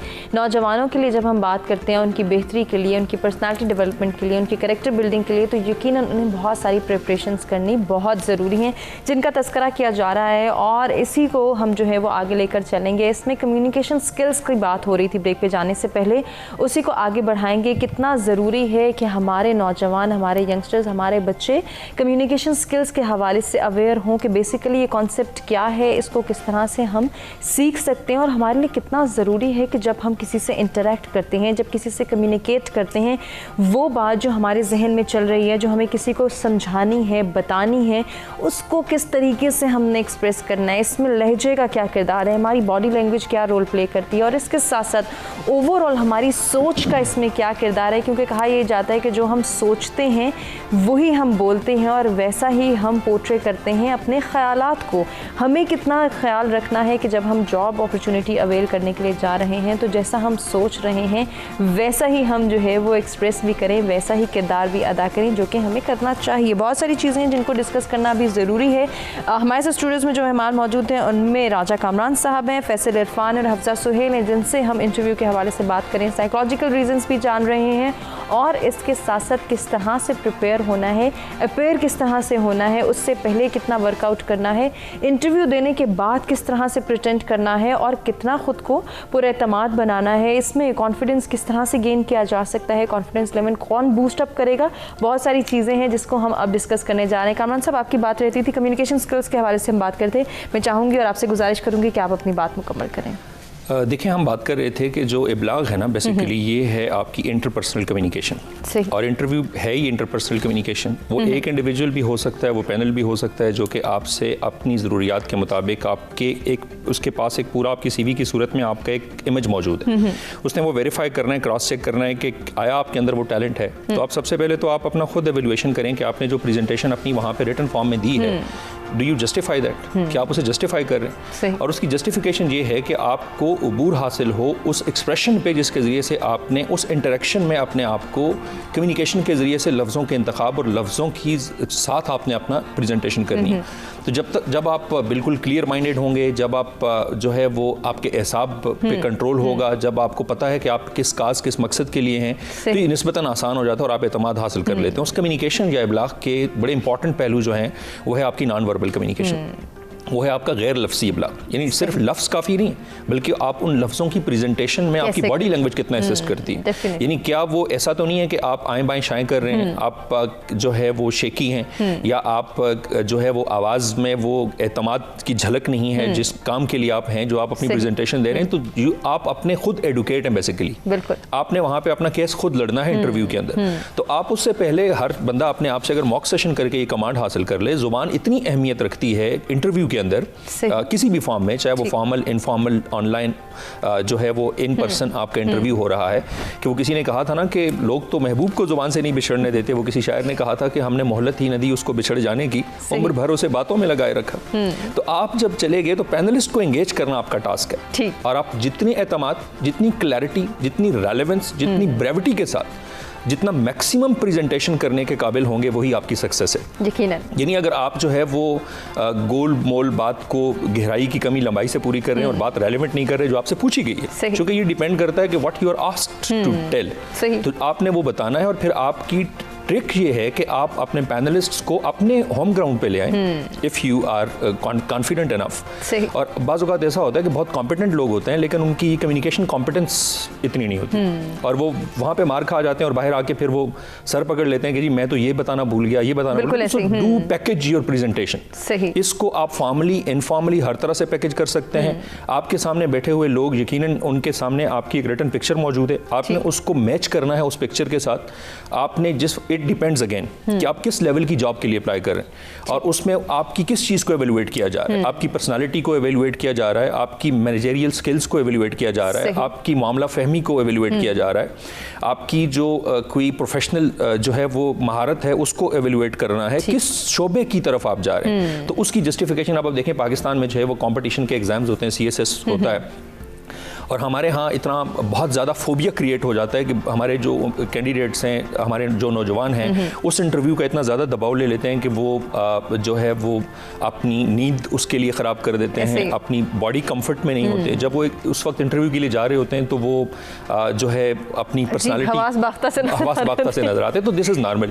हम परफेक्शनिस्ट अप्रोच के साथ जो है वो इंटरव्यू को नहीं ले सकते। यानी you see that you can be master of one thing, you can be jack of several trades, but master of one thing. So be clear about that which field you are master in. कि आपका वो कौन सा शोबा है जिसमें आप master हैं, और उसका इब्लाग कम से कम आपकी दस्तरस में ज़रूर होना चाहिए। आप उसकी प्रेजेंटेशन करें कि मैं फ़लाँ फ़लाँ फ़लाँ और इस काम के लिए मैं मुनासिब इस हवाले से हूँ कि मेरे अंदर ये स्किल्स हैं, और उसमें आपका एतमाद, आपके लफ्ज़ों का इंतखाब, आपके लहजे, आपकी पोलाइटनेस, आपका बीइंग कूल, आपका बीइंग प्लेजेंट, आपके एक्सप्रेशंस, आपकी टोन, आपका इंटोनेशन, ये सारी चीज़ें काउंट होती हैं। बिल्कुल काउंट होती हैं, और इनको ही हमने मलूज़े खातिर रखना है और इनकी अंडरस्टैंडिंग डेवलप करनी है। बहुत सारी ऐसी चीज़ें जिनको हम इग्नोर कर देते हैं, जिनका पहले भी तस्करा हुआ फैसल। उसी में एक बात और जानना बहुत ज़रूरी है, जहाँ लहजे पे दस्तरस होनी चाहिए वहीं हमें ये देखना चाहिए कि हमारी वॉइस टोन क्या है। क्या बहुत हाई पिच पे हम बात करें, क्योंकि ऐसा भी देखने में आया कि कुछ लोग कोई जवाब दे रहे हैं तो ऐसा लग रहा है सर पे हथौड़े बरसा रहे हैं, या फिर इतनी लो पिच पे जा रहे हैं कि ऐसा लगता है कि इनको ग्लूकोज की कमी है। बहुत सारी चीज़ें ऐसी जो के साथ लेकर चलनी है। अब इसमें हम जेंडर बेस्ड भी बात कर सकते हैं। बाज़ औक़ात लड़कियां भी बहुत ज़्यादा या तो बहुत ऊंची आवाज़ में बात कर जाती हैं, या फिर बहुत लो टोन में। उन्हें लगता है कि शायद ये इस तरह से प्रेजेंट होना उनके लिए एप्लीकेबल है, लेकिन दस्तरस उन पर रख नहीं पाती तमाम तर चीज़ों पे, और तमाम तर चीज़ों को एक कमांड लेकर चलना ये भी उनके लिए बहुत ज़रूरी है। लड़कियों के हवाले से भी बात कर लेते हैं। जी ज़रूर। अब इसमें सिचुएशनल एनालिसिस बहुत इंपॉर्टेंट है।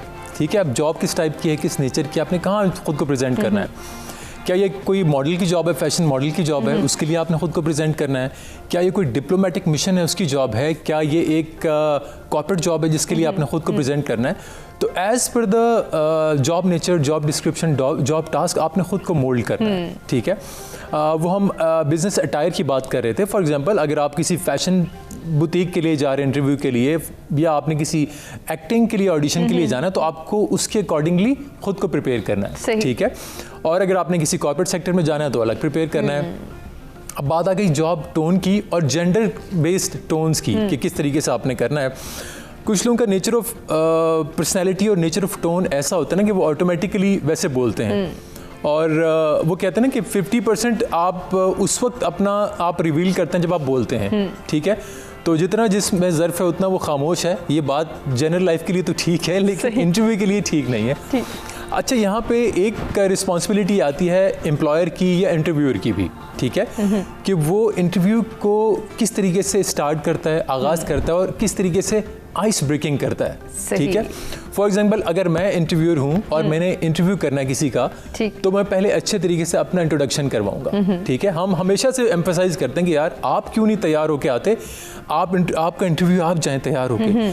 तो हमें इस एस्पेक्ट को भी ज़रा गौर रखना है कि जो एम्प्लॉयर है, जो इंटरव्यूअर है, उसकी भी प्रॉपर ट्रेनिंग होनी चाहिए। बिल्कुल होनी चाहिए। वो ट्रेनिंग क्या है, आप इसे कंटिन्यू करते हैं। इम्तियाज़ हमारे रेगुलर कॉलर कराची से हमारे साथ मौजूद है, देखते हैं आज वो हमारे साथ क्या शेयर करेंगे। अस्सलाम वालेकुम इम्तियाज़। वालेकुम अस्सलाम मैम, हज़रत मामूल अच्छे मौज़ूआत पे बात हो रही है। बहुत शुक्रिया। और आपके जो मेहमान हजरात हैं वो बहुत उम्दा गुफ्तगू कर रहे हैं। जी जी।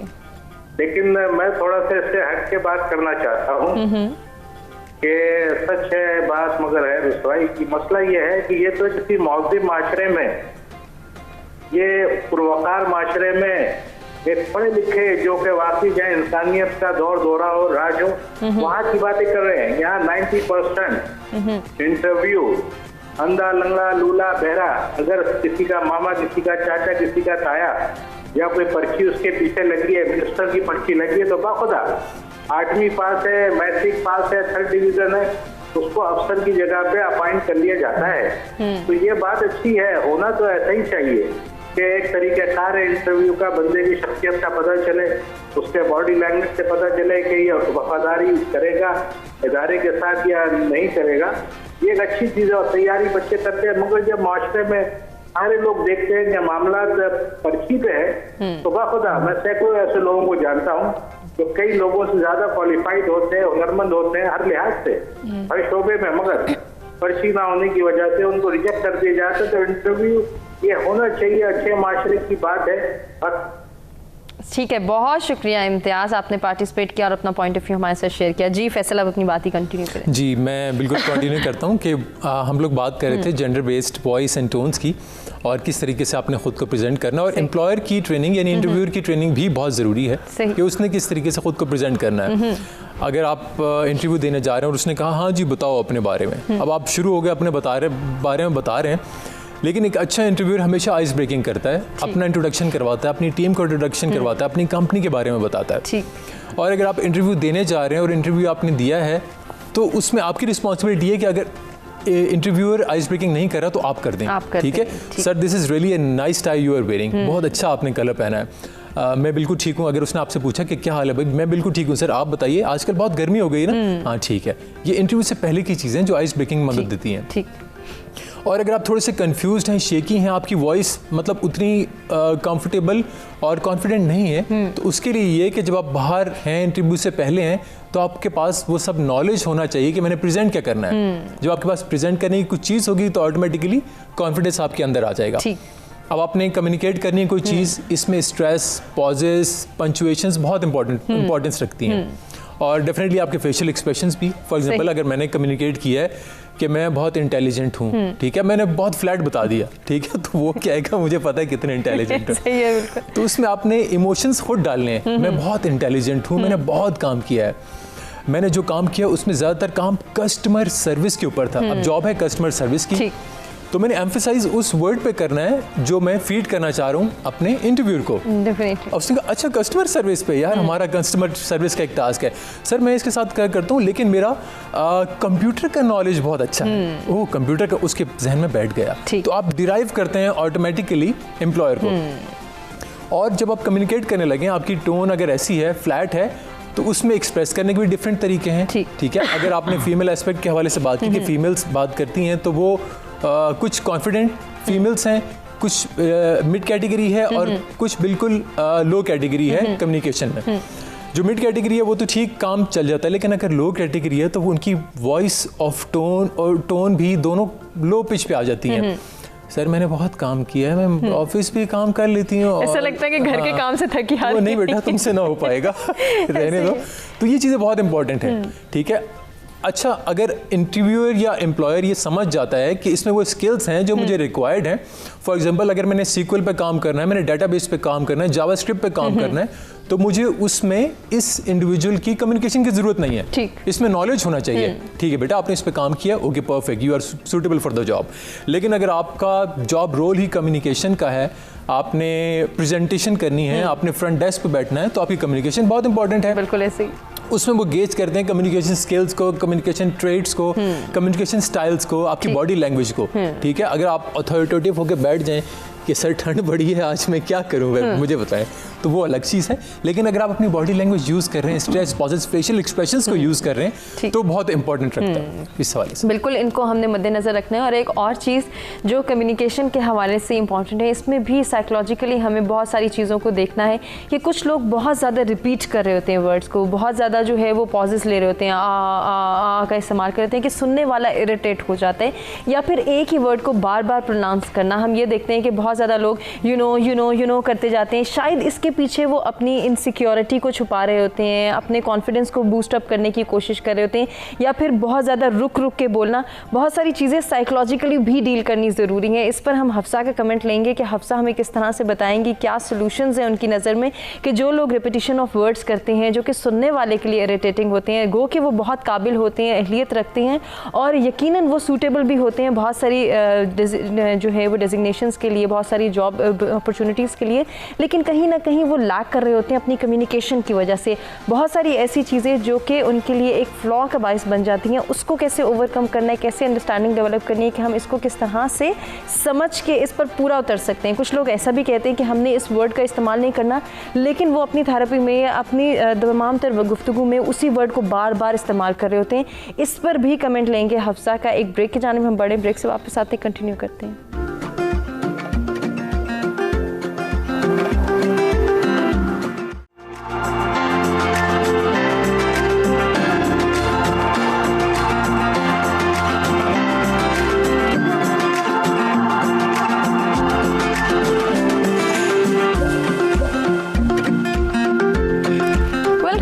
सवेरा में एक मरतबा फिर से आपको कहेंगे खुशामदीद। बात हो रही है इंटरव्यू के हवाले से, इंटरव्यू का प्रेशर कैसे मैनेज किया जा सकता है और जो अपेयर हो रहा है उसको किस तरह से अपनी कम्युनिकेशन स्किल्स को बेहतर बनाना है। हम सबके लिए ज़रूरी है कि कम्युनिकेशन स्किल्स पर काम किया जाए, इस हुनर को प्रमोट किया जाए और अपने बच्चों के अंदर इनकलकेट किया जाए। कैसे कर सकते हैं, इस पर बात हुई थी। ब्रेक पे जाने से पहले हम हफ्सा से बात करना चाहते हैं। हफ्सा, कुछ साइकोलॉजिकली भी हम देखते हैं कि कुछ लोग रिपीटिशन ऑफ वर्ड्स का सहारा लेते हैं, रुक रहे होते हैं, गलत पॉजेज ले रहे होते हैं आ हर बात में, या फिर एक ही word you know, okay, fine, इस तरह के छोटे छोटे अल्फाज का सहारा लेके वो अपनी बात को मैनेज करना चाह रहे होते हैं, वो सोच समझ के बोलना चाहते हैं, लेकिन ये बहुत इरिटेटिंग और बहुत पिंचिंग होता है सुनने वाले के लिए।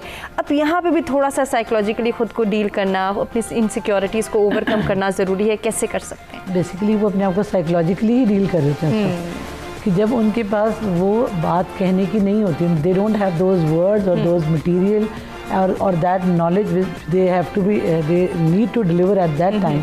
जब उनके पास उस चीज़ की कमी होती है फिर वो आए बाएँ शायद उसमें डालते हैं, ऐड करते हैं और उसी को रिपीट करते रहते हैं। जब उनके पास प्रॉपर मवाद होता है बोलने का, उनका कंटेंट सही होता है, जो उनसे पूछा जाता है उनके पास उसको जवाब देने का पूरा मटेरियल होता है, कंटेंट होता है, तो वो उसमें फिर उनके पास इतना टाइम नहीं होता कि उसमें बाकी चीज़ें ऐड करें। लेकिन जब उनके पास जवाब नहीं होता उस बात का देने के लिए, तो उसको फिर वो प्रोलॉन्ग करने के लिए, जैसा किसी ने नई नई अंग्रेज़ी बोलनी सीखी है तो उसमें हर बात में वो एंड लगाते हैं, ठीक है, एंड कहना तो नहीं चाहिए कोई हमारी mother, it's not our mother tongue, लेकिन आप हमारे क्रिकेटर्स को देखें वो बड़े टैलेंटेड होते हैं लेकिन they are short of this language, तो वो एंड करके वो अपनी पूरा जुमला मुकम्मल कर लेते हैं और अपनी पूरी बात बता देते हैं। तो एक तो ये वजह है। और इसको ठीक कैसे किया जा सकता है, वो इस तरह कि जब इन्होंने मॉक इंटरव्यूज़ की बात की, जब आप घर में होते हैं, मॉक इंटरव्यूज़ अगर आप कोई किसी का देखें, नेट पे बड़े अवेलेबल होते हैं वो भी, लेकिन जब आप इंटरव्यू से पहले अगर शीशे में देख के अपनी स्किल्स को रिवाइज करें, ठीक है, जनरल बातचीत तो है ही, personality, verbal, non verbal signs तो हैं ही आपके, उसके अलावा जो आपको बेसिकली जिस जॉब के लिए आपको बुलाया जा रहा है और आपकी जॉब से रिलेटेड जो इन्फॉर्मेशन आपको चाहिए, you can have that information on a paper and you can always talk in front of the mirror. जब आप अपने आप का रिफ्लेक्शन देखते हैं उससे आपको अपने फेशियल एक्सप्रेशन, अपनी बॉडी लैंग्वेज, अपना आई कांटेक्ट और बात करने का तरीका और आपकी नॉलेज आप अपने आप को चेक कर। बिल्कुल। और इसमें मेरे जहन में एक सजेशन आ रही थी कि हम ये देखते हैं टेक्नोलॉजी का सहारा हम ले सकते हैं। अब तो हर किसी के पास मोबाइल है, कैमरा है, आप रिकॉर्ड कर लें, रिकॉर्ड करके आप देख सकते हैं बेहतर तरीके से, शीशे से भी ज़्यादा आप बेहतर तरीके से इसको जज कर सकते हैं कि आपने कहाँ पे पॉज लेना था, कहाँ पे रुकना था, कहाँ पे आपने फेशियल एक्सप्रेशन को बेहतर बनाना है। हम आमतौर पर इसको नहीं करते, लेकिन किया जा सकता है। कैमरा भी इट्स रिफ्लेक्शन ना, वो भी शीशा ही है ना एक, जब आपने कैमरे को अपना इनवर्ड्स का जैसे हम सेल्फी लेने के लिए करते हैं तो वो भी एक इट्स अ मिरर टेक्निक इसको भी कहते हैं। एक और चीज़ होती है कि आप इंटरव्यू से पहले रिलैक्स करें, उसको हम कहते होते हैं एक तो माइंडफुलनेस की टेक्निक है कि आप माइंडफुलनेस करें, उससे भी आपकी ये शिवरिंग और स्टेमरिंग और ये आपके इरेशनल पॉज, इन सबको आप अवॉइड कर सकते हैं। ठीक, बहुत ज़रूरी एक आपकी है muscle relaxation, progressive muscle relaxation technique, ठीक, उससे वो भी बहुत हेल्पफुल होती है। इट्स ऑल्सो पार्ट ऑफ ये अपना माइंडफुलनेस। जितना आप ग्राउंडेड फील करते हैं उतना आप इंटरव्यू अच्छा दे सकते हैं। सबकी आप जो है ना, जिसमें मैंने आपको माइंड रिफ्लेक्शन बताया था, सेल्फ रिफ्लेक्शन, ये आप किसी भी इंटरव्यू से पहले आप इस चीज़ को अपनाएं तो आपको बहुत इसमें आपको पॉजिटिव आपको रिजल्ट्स इसमें बिल्कुल। इसमें मज़ीद सॉल्यूशंस और सजेशंस भी लेंगे आप सबसे। कामरान साहब, एक और जानिब में इशारा करना चाहूँगी जिसके हवाले से यंगस्टर्स काफ़ी परेशान हैं कि अगर आपकी कमांड इंग्लिश पर अच्छी है, बेहतर डिग्री है नहीं है, अच्छा CGPA है नहीं है, कितने अहलियत रखते हैं कितने नहीं, आपके अंदर एक कॉन्फिडेंस डेवलप हो जाता है कि आप तो अंग्रेज़ी के बलबूते पर 30 मार खानी कर देंगे। ये कॉन्सेप्ट कैसा है? बेसिकली ये तो पूरी एक लिंग्वल पॉलिटिक्स है और लिंग्विस्टिक्स के कॉन्टेक्स्ट में इस पे बहुत तफसीली गुफ्तगू की जा सकती है, लेकिन जो आपका सवाल था लैंग्वेज डिसऑर्डर्स के हवाले से थोड़ा सा उस पर भी मैं रोशनी डालना चाहूँगा। हम बुनियादी तौर पे हर इंसान जो है उसका लैंग्वेज एक्सपोजर जो है वो पूरा सोशल क्लास एक्सपीरियंस है उसका। वो सोसाइटी के अंदर पेरेंट्स की या केयर टेकर्स की जो लैंग्वेज है वो उसकी मॉडलिंग कर रहा होता है। तो हमारे इर्द गिर्द बाज़ औक़ात हमारे घरों में ऐसे जो है वो रूटीन वर्ड्स होते हैं जो कि कोई ना कोई ऐसा बंदा जो कि हमारा जो है वो केयर टेकर लैंग्वेज का पार्ट होती है। तो लैंग्वेज बेसिकली इमिटेशन और कॉपीइंग और लर्निंग है एक थ्योरी के मुताबिक। तो वहाँ से कहीं ना कहीं लाशऊरी तौर पे जो है वो हम उन्हें कॉपी करना शुरू कर देते हैं, या कोई ऐसा डोमिनेंट स्पीकर, कोई टीचर, बच्चे जो हैं वो टीचर से बहुत ज़्यादा इंस्पायर होते हैं, या कोई इर्द गिर्द उनके ऐसा कोई ना कोई फैक्टर होता है जिसको शायद कॉपी करते वो किसी न किसी रूटीन के आदी हो जाते हैं, या वो हम एंड हाफ बेसिकली आपकी कम्युनिकेशन की कमज़ोरी होती है। आप उसको छुपाने के लिए बाज़ औक़ात जो है वो टाइम टेकिंग प्रोसीजर में, दिस इज़ क्वाइट नेचुरल, ये भी कोई गैर तभी नहीं है, बिल्कुल फितरी बात है, ऐसा हो सकता है, नॉर्मल बात है। लेकिन इसको जब आप जो है वो ये जब ज़्यादा बढ़ जाती है तो फिर ये सुनने वाले के लिए जो है वो तकलीफ़ का बायस हो सकती है। तो हमें इस पर एक नज़र रखनी चाहिए। जो आपने दूसरी बात की कि किस तरह से लैंग्वेज का जो कॉम्प्लेक्स है वो मैटर करता है, तो डेफिनेटली पाकिस्तान के अंदर पूरी एक तारीख़ है। ये कोई रातों रात ऐसा नहीं है कि लोग जो हैं वो इंग्लिश मैनिया का शिकार हो गए, वो हमारी पूरी एक तारीख़ है। इस वक्त हमारे इवन के आप देखेंगे प्राइम मिनिस्टर साहब जो हैं उन्होंने बाकायदा से एक लेटर जारी किया कि कौमी ज़ुबान की तरवीज के लिए काम किया जाए। मुझे रिसेंटली जो है वो एक उर्दू कोर्स लेने का इत्तफाक हुआ, तो बदकिस्मती से हमारी जो जनरेशंस हैं इस वक्त वो उनकी उर्दू भी बहुत पैथेटिक है, और उसकी कमज़ोरी की वजह भी ये है कि हमारा ग्रेजुअली जो लिंग्विस्ट्स हैं they are concerned about the exposure of language. क्योंकि आपकी लैंग्वेज का जो एक्सपोजर है वो बहुत फैटल हद तक, बड़ी ख़तरनाक डेंजरस हद तक कम होता जा रहा है। चूँकि हम जिस मीडिया के साथ इंटरेक्ट और एंगेज कर रहे होते हैं वहाँ पे भांत भांत की बोलियाँ हैं, कोई स्टैंडर्ड ना तो उसके मखारिज हैं, ना उसका तलफ़ुज़ है, ना उसका कुछ है। और मीडिया के अंदर जिस तरह से ज़ुबान के साथ हटकेलियाँ खेलने की रिवायत नज़र आ रही है, ये बहुत माहिरीन जो ज़ुबान हैं, माहिरीन जो लिसानियात हैं, उनके यहाँ बड़ा कंसर्न है इस बात पे कि लैंग्वेज के ये मॉडल्स हैं। बेसिकली माशरे के अंदर आप देखें कि हमारे यहाँ पाकिस्तान जो है ये मल्टीलिंगुअल कल्चर है। हमारी मादरी ज़ुबानें हैं, हमारी इलाकाई ज़ुबानें हैं, हमारी सूबाई ज़ुबानें हैं, हमारी कौमी ज़ुबान है, फिर इंग्लिश एक लिंगुआ फ्रैंका है। तो ऐसे तमाम लोग जिनको अच्छे टीचर्स मुयसर हैं, अच्छी उनकी जो है वो ग्रूमिंग है, स्कूल्स अच्छे मिल जाते हैं, पेरेंट्स एजुकेटेड हैं, तो डेफिनेटली उन्हें एक एज है इंग्लिश के हवाले से। लेकिन कतन ये कॉम्प्लेक्स नहीं है उन बच्चों के लिए जिनको बदकिस्मती से, अगर पाकिस्तान की मेजॉरिटी में रूरल एरियाज़ के अंदर ये एक्सपोजर नहीं है।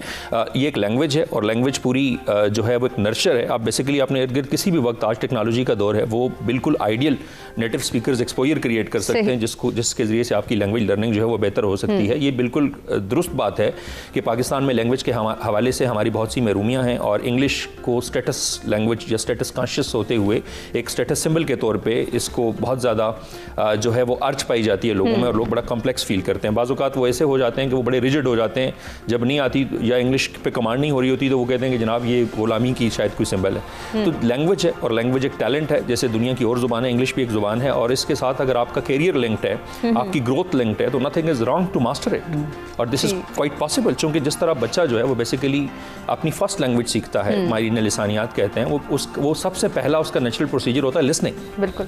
अगर यानी बुनियादी तौर पे हम बच्चों को सिखाते हैं कि इनपुट आउटपुट है बेसिकली। आपने ये देखना है कि आपकी, अगर आप बोल नहीं सकते तो बेसिकली उसकी वजह यह है कि आप इनपुट नहीं ले रहे। ठीक। क्योंकि कुदरत ने आपको तमाम तर टैलेंट से नवाजा है। लैंग्वेज आपका एक ऐसी जिबिल्लत का तकाजा है, या आपकी नेचर और नर्चर पे ना बड़ा थ्योरेटिकल लिटरेचर है यकीनन। कि ये आपकी फितरत है या ये आपका माशरत है। तो ये बुनियादी तौर पे फितरत तो वो है कि जब बच्चा दुनिया में आता है तो उसका पहला फिटनेस टेस्ट उसकी लैंग्वेज है बेसिकली। सही। और उसके बाद जो है वो लिसनिंग जिस लैंग्वेज की करता है, यानी जब हम कंपैरिजन करते हैं ह्यूमन लैंग्वेज और नॉन ह्यूमन लैंग्वेज की, तो कौवा या कोई जो परिंदे हैं वो जेनेटिकली कोडेड है। इंसान का बड़ा डिफरेंट और बड़ा मुनफरिद केस है। यानी इंग्लिश का जो कॉम्प्लेक्स पाकिस्तान में बच्चों में उमूमन हम जो है वो पेनिट्रेट हमारा सिस्टम कर लेता है, तो उनको कन्विंस किया जा सकता है कि this is worth it and it is quite possible. दुनिया की कोई ज़ुबान आप सीखना चाहें, पाकिस्तान से आप देखें दियार गैर में जो है वो हमारी अफरादी क़ुव्वत मजदूर जाते हैं, वो अरेबिक सीखते हैं, स्पेनिश सीखते हैं, फ्रेंच सीखते हैं। क्यों? इसलिए कि वो एक्सपोजर में चले जाते हैं। तो जब तक हम वो आइडियल एक्सपोजर इनटेक लैंग्वेज का नहीं लेते, उस वक्त तक यकीनन हमारा आउटपुट भी मुतासर होता है। तो ये इनटेक आउटपुट है, ये इनपुट आउटपुट का वो है और ये सीखा जा सकता है। बिल्कुल सीखा जा। और उसका जो हम बात कर रहे थे कि बुनियादी तौर पे जो रिफ्लेक्शंस करना है, जो हमने मॉक सेशंस करने हैं, जो हमने बुनियादी तौर पे प्रैक्टिस करनी है, वो हमारी खुद कलामी है बेसिकली। ठीक। यानी इंग्लिश के कॉन्टेक्स्ट में यूजुअली टीचर्स एडवाइस के जी start thinking in that target language. उस टारगेट लैंग्वेज में आप सोचना शुरू कर दें। मैं फॉर एग्जांपल आपको बताऊं तो I had very you see हमारा मैं रूरल बैकग्राउंड है, वहाँ पे इंग्लिश का तस्वर क्या उर्दू का तस्वर नहीं, लेकिन जो हमें स्कूल्स टीचर्स हमें मोटिवेट करते रहे और gradually we are still this is lifelong learning process. ये पूरी जिंदगी का लर्निंग प्रोसेस है। तो इससे कॉम्प्लेक्स या इसको कोई नेगेटिव एस्पेक्ट में इसकी ताबीर नहीं करनी चाहिए। हमें बिल्कुल जो है वो ऑनेस्टी के साथ, बिल्कुल क्लैरिटी के साथ, बिल्कुल हमें अपने बुनियादी तौर पे ऑब्जेक्टिव्स डिफाइन करने डेफिनेटली कि हमने किस मकसद के हुसूल के लिए हमें लैंग्वेज पे कमांड चाहिए, और तब हम उस रेलिवेंट फील्ड की आज इंटरेक्शन है, मीडिया है, हमारे पास सारी पॉसिबिलिटी मौजूद हैं। और इंटरव्यू के अंदर अगेन इट डिपेंड्स कि आप किस स्लॉट किस जो है वो जॉब के लिए अप्लाई कर रहे हैं और उसकी रिक्वायरमेंट क्या है। आपने कम्युनिकेशन करनी है या नहीं करनी, लेकिन अपने आप को प्रेजेंट करना है। बिल्कुल। तो आपने एक चेक रखना है अपनी कम्युनिकेशन पे, क्या उसमें ऐसी रूटीन्स नहीं है, क्या उसमें ऐसी रिपीटिशंस नहीं है, क्या उसमें ऐसे जो है वो एक्सप्रेशंस नहीं है जो कि सुनने वाले के लिए इरिटेटिंग हो सकते हैं और नतीजतन आपके लिए मनफी हो सकते हैं। यकीनन इस पर भी गौर करना बहुत ज़रूरी है और फिर इसको चेंज करना अगर क्या आप ऐसा कर रहे हैं तो। फैसल, एक और जानिब जिस पे आपने भी इशारा किया था कुछ देर कबल कि हम ये देखते हैं कि अभी तक जितनी भी गुफ्तगू हो रही है वो शायद फ्रेशली कैंडिडेट्स के हवाले से हो रही है जो ऑलरेडी एक्सपीरियंस्ड हैं और वो कहीं इंटरव्यू के लिए जा रहे हैं। वहाँ भी उन्हें देखना है कि वो ओवर कॉन्फिडेंट ना हो जाए कि मैं तो पता नहीं 10 साल से क्या करता हुआ आ रहा हूँ, आज आके आपकी ऑर्गेनाइजेशन को मैं चेंज कर दूँगा, यहाँ से उठा के ये कर दूँगा। यहाँ भी ज़रा गौर और फिक्र करने की ज़रूरत है और थोड़ी सी ट्रेनिंग यहाँ भी ज़रूरी है। बिल्कुल, आपने बिल्कुल सही बात की है और इसमें एक बहुत इंपॉर्टेंट एस्पेक्ट है। मतलब जब आप इंटरव्यू के लिए जाए ना तो एक टेक्निक है जिसे कहा जाता है स्टार टेक्निक। ठीक है, स्टार टेक्निक बहुत इंपॉर्टेंट है। फॉर एग्जांपल, अगर आपसे कोई सवाल पूछा गया और जॉब है सेल्स की, जस्ट एन एग्जांपल, अगर आप टेन्योर्ड एम्प्लॉयड हैं, स्किल वर्कर हैं, अगर आपसे पूछा जा रहा है कि यार एक रीजन में आपको सेल्स की जॉब है, तो वो अगर दे दें तो आपका क्या एक्सपीरियंस है? सही, कंटिन्यू करते हैं फैसल। आप ही से जानेंगे कि आप क्या बताना चाह रहे हैं, क्या ट्रेन करना चाह रहे हैं। एक ब्रेक की जानिब हमें बढ़ना है, ब्रेक से वापस आते हैं, डिस्कशन को आगे बढ़ाते हैं।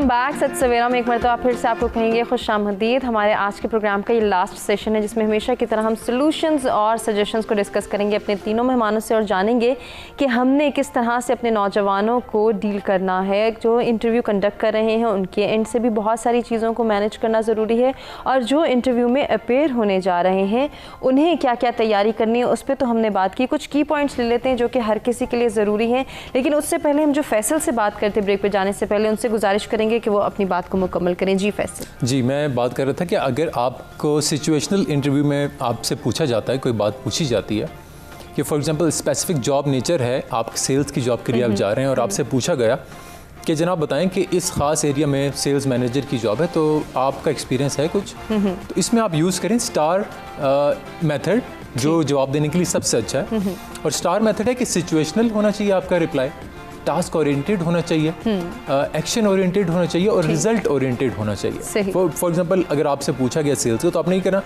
मैं जी बेस्ट हूँ इसमें, मुझे एक मौका दें और फिर आप देखें मेरा जादू। ठीक है, तो वो एक बहुत ही ओवरव्यू हो जाता है। सिचुएशनल ये है कि जनाब मेरा एक्सपीरियंस है इसमें ऑलरेडी, मैंने इस रीजन के लिए काम किया है। जब मैंने टेक ओवर किया था तो उसका रेवेन्यू जनरेशन इतना था, अब उसका रेवेन्यू जनरेशन इतना है। अगर आप मुझे एक्शन ओरिएंटेड काम देते हैं तो मैं इसमें जाके ये कैपेसिटी बिल्ट इन करूंगा और आई विल मेक श्योर कि एटलीस्ट इतना रेवेन्यू और रिजल्ट आपको दे सकूं, शॉर्ट एंड प्रीसाइज। ठीक। अच्छा, इसमें एक बात बहुत इंपॉर्टेंट है कि जितना आप ज्यादा बोलेंगे उतना आप ज्यादा फंसेंगे। ठीक है, शॉर्ट प्रीसाइज क्रिस्प और चंकी अपना जो रिप्लाई आपका होना चाहिए, जितना पूछें उतना बताएं और उससे ज्यादा एम्फसाइज मत करें। ठीक है, बिकॉज आप इंटरव्यू देने आए हैं, आप इंटरव्यू लेने नहीं आए। ठीक है, और इंटरव्यूअर कभी भी इस बात को अप्रिशिएट नहीं करेगा कि आप उसके ऊपर डेलीगेशन कर जाएं। ठीक है, खुद को कभी भी डेलीगेट मत करें। बाज़ औक़ात लोगों की आदत होती है ना कि अपने टोन को हाई करके वो टेक ओवर कर लेते हैं, जनाब कि मेरी बात सुने। ठीक है, टेक ओवर कर लिया और बाकी चुप हो गए, वो आप बात कर लेते हैं। तो ये इंटरव्यू में नहीं करना, जितनी आपने बात करनी है उसी को ड्राइव करें और शॉर्ट प्रिसाइज बात करेंगे तो उसमें से इंटरव्यूअर मजीद चीज़ें नहीं निकाल सकेगा। ठीक है जनाब, मैं तो सेल्स का काम करता रहा हूँ और मैंने ऐसी उसमें शीट्स बनाई हैं। कहाँ से शीट्स बनाई जी आपने? एक्सेल में बनाई थी जी।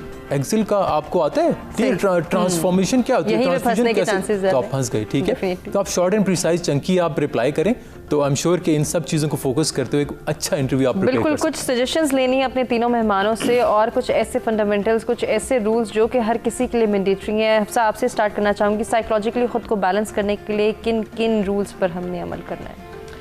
ये सबसे पहले तो अपनी जिस इंटरव्यू के लिए आप जा रहे हैं उसकी आपको नॉलेज होनी चाहिए। इस जॉब की, जिस जॉब के लिए आप जा रहे हैं उसके बारे में आपको बेसिक इन्फॉर्मेशन और उसके जॉब की नौइयत और उसके बारे में आपको एजुकेशन होनी चाहिए।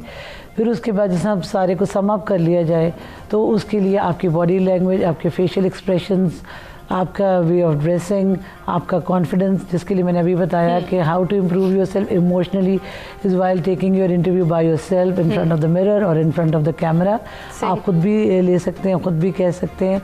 और अगर आप ये सब चीज़ें नहीं आप फुलफिल कर पा रहे तो इसका मतलब आप कहीं इमोशनली लैग कर रहे हैं। अच्छा, एक चीज़ और मेरे जहन में आ रही थी जिसको मैंने डिस्कस करना था आपसे कि कुछ लोग ऐसा भी अपनी अपीयरेंस को लेके बहुत ज़्यादा फोकस भी होते हैं, कॉन्शियस भी होते हैं और बहुत लो फील कर रहे होते हैं कि मैं तो खूबसूरत नहीं, शायद मैं इस जॉब को अवेल नहीं कर सकता या कर सकती, मेरी फिज़ीक उस तरह से स्ट्रॉन्ग नहीं है या मैं बहुत ज़्यादा अट्रैक्टिव नहीं हूँ, इसलिए मैं ये जॉब अपॉर्चुनिटी नहीं अवेल कर पाऊँगा। इस सोच को भी चेंज कर जी, इसको कहते हैं लो सेल्फ एस्टीम।